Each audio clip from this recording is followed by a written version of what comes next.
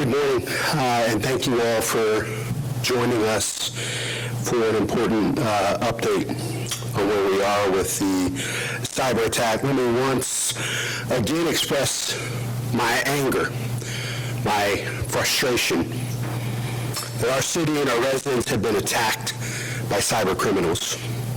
Regrettably, we're dealing with a problem that's become increasingly common in today's world, with countless cities, businesses, and Americans who have been victims of cyber crimes just like this one.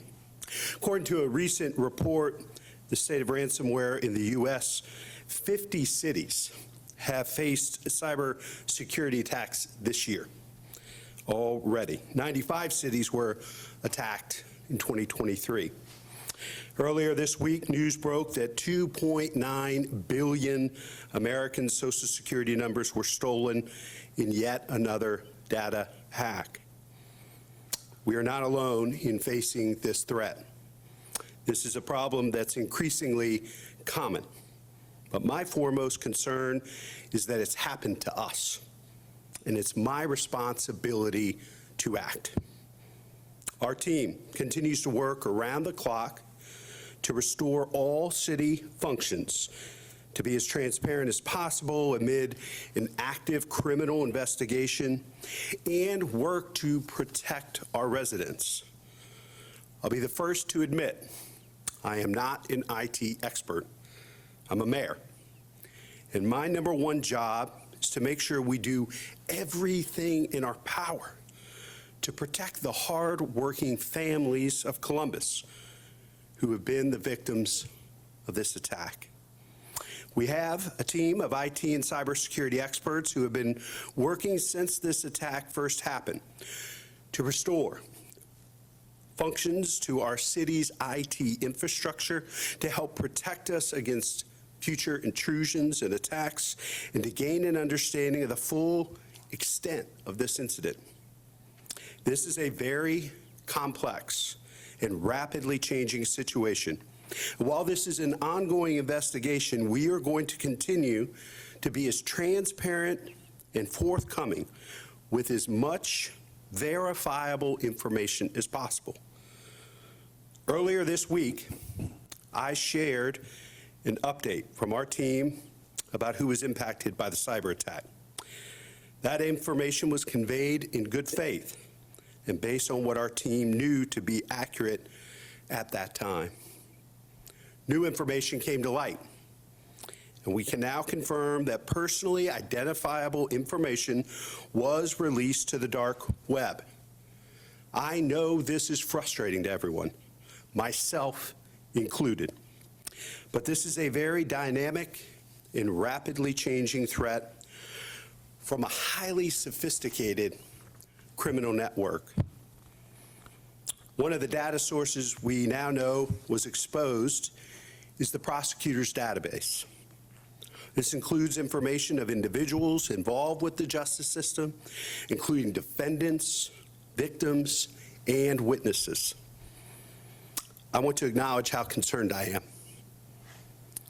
I want to reassure the residents of Columbus that we're taking this very seriously.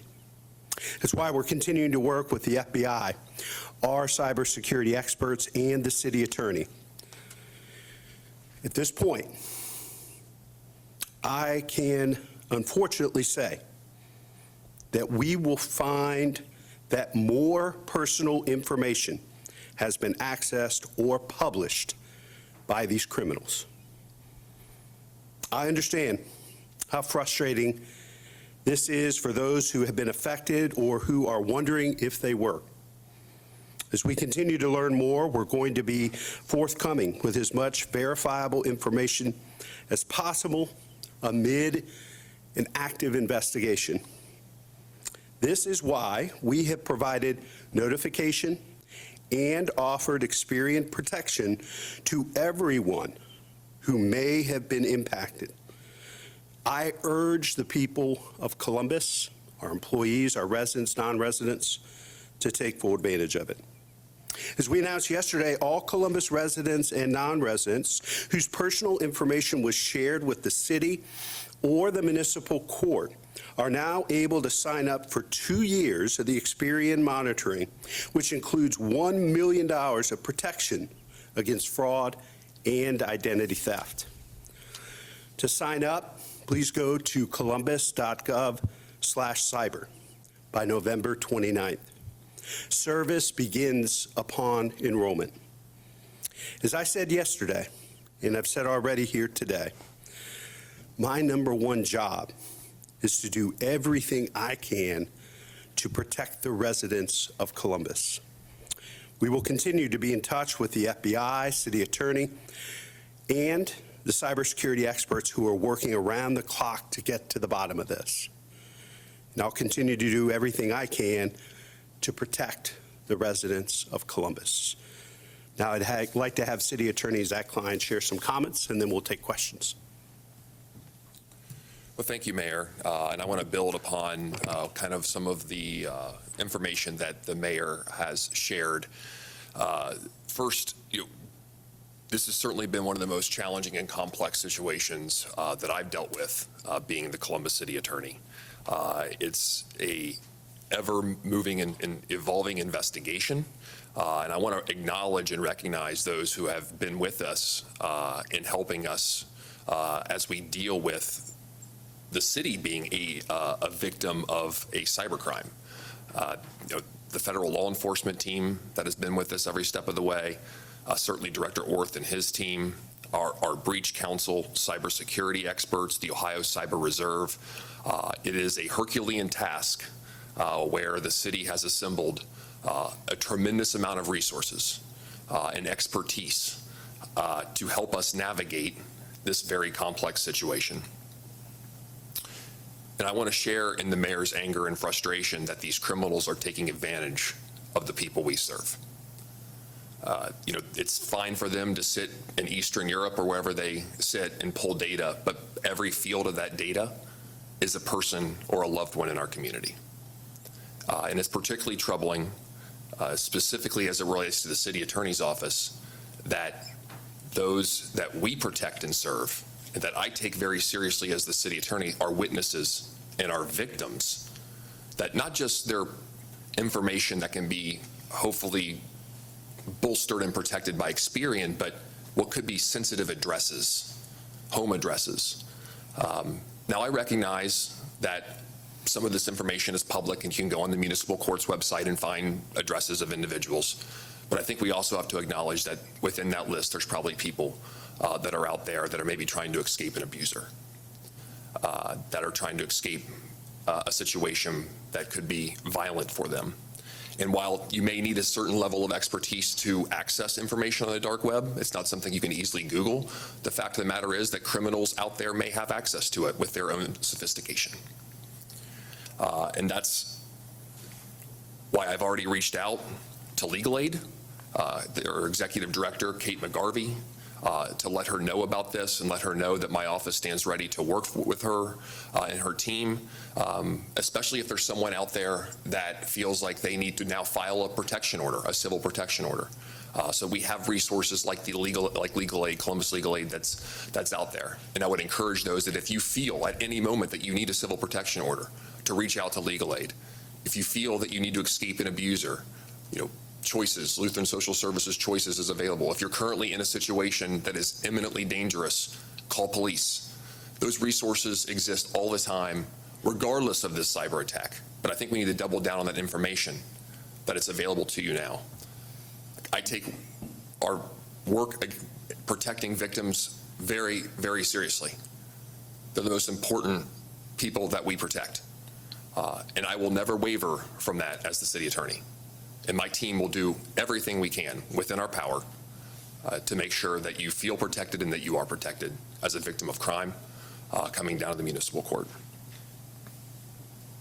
So at this point, I think we're going to turn it to questions. Any questions from the press? Is there any evidence that the CRISP system or the city electric and water utility payment systems were accessed or reached at this point?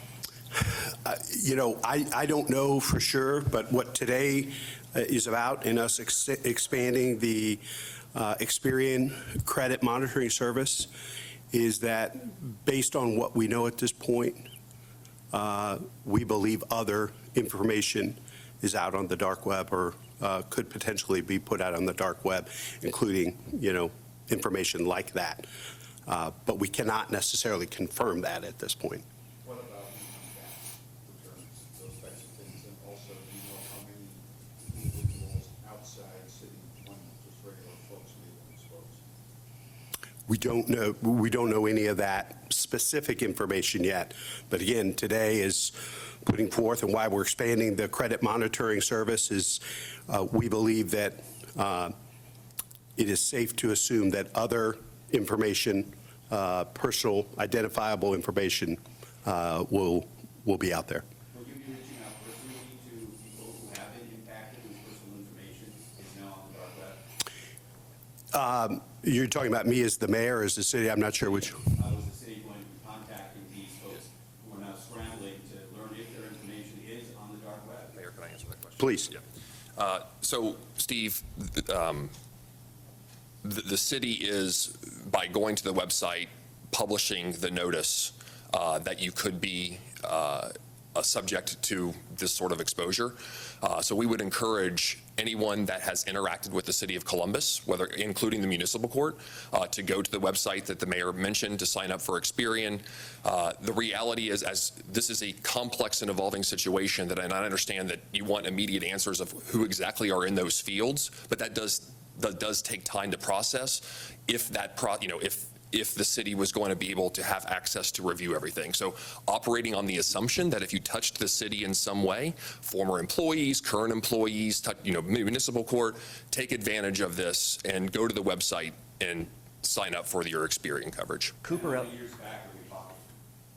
No, I think it's safe to say that if you feel like you have interacted with the city of Columbus in any way, I don't want to put a time frame on it because, again, this is an ever-evolving criminal investigation, that you should feel free to visit the website and sign up for Experian. Cooper Elliott and Meyer Wilson have expanded their class action lawsuit to cover everyone affected by this. Does signing up for that Experian product prevent them from joining that lawsuit? That's a question for Cooper and Elliott. What is the status of the forensics and how long do you anticipate it to take to get a completed report?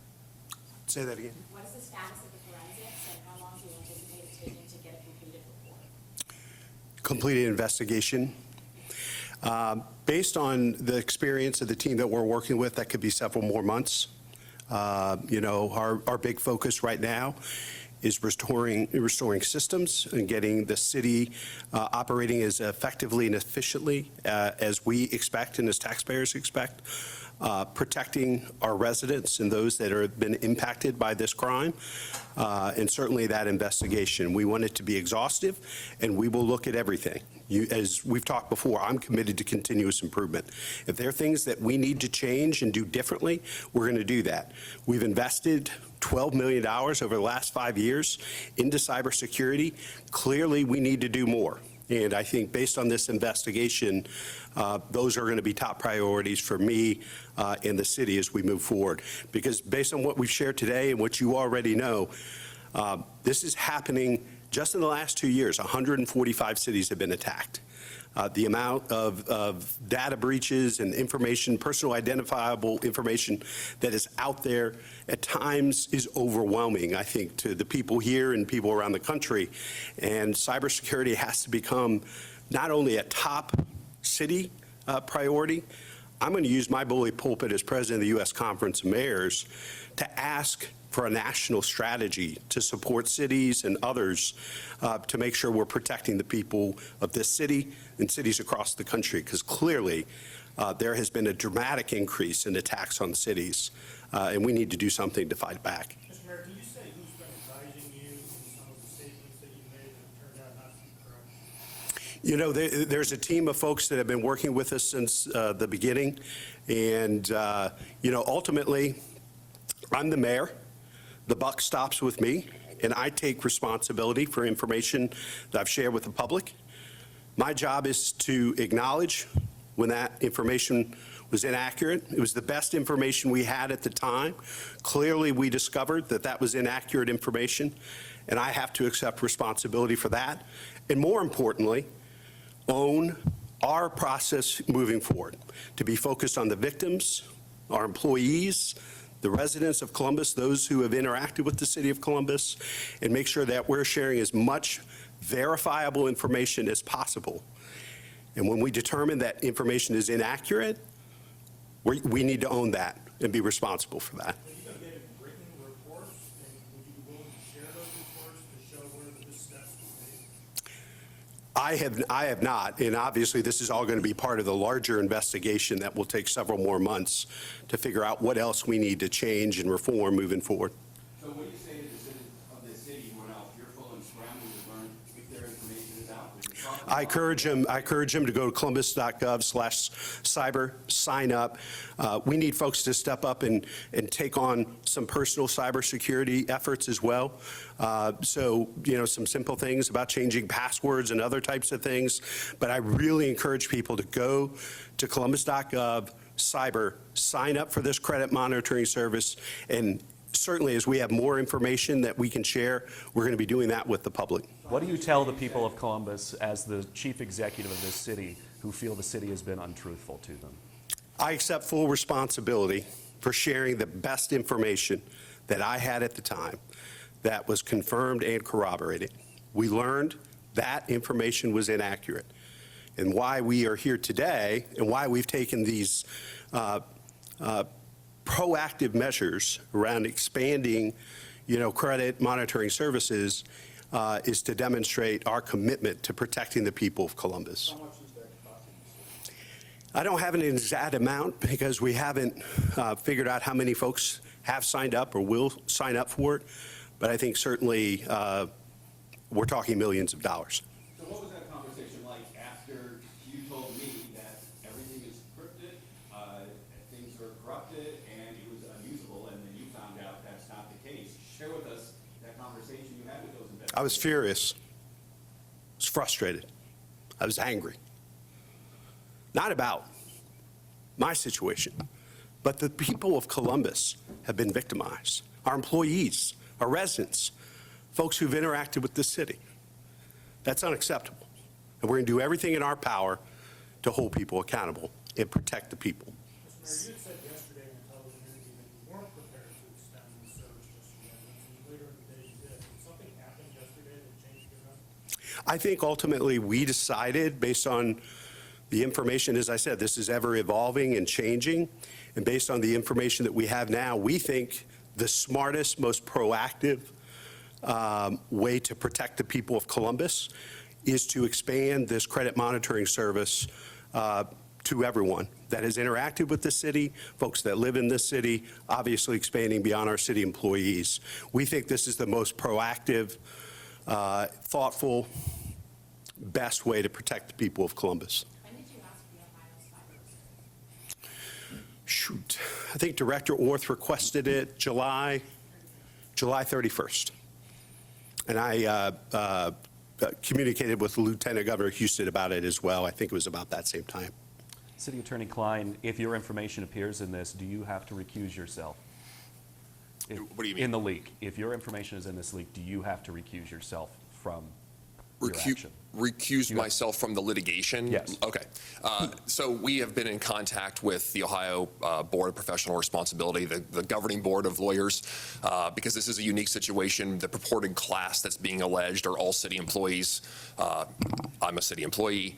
And so there are steps that we're taking under their guidance to make sure we do it the right way. We will be hiring outside counsel to further ensure independence, and we're going to make sure we put up whatever walls are necessary to protect the ethical concerns. So we've already been in contact with them to make sure we're crossing our T's and dotting our I's. Has the city paid any ransom or anything to the group that's responsible? We have not.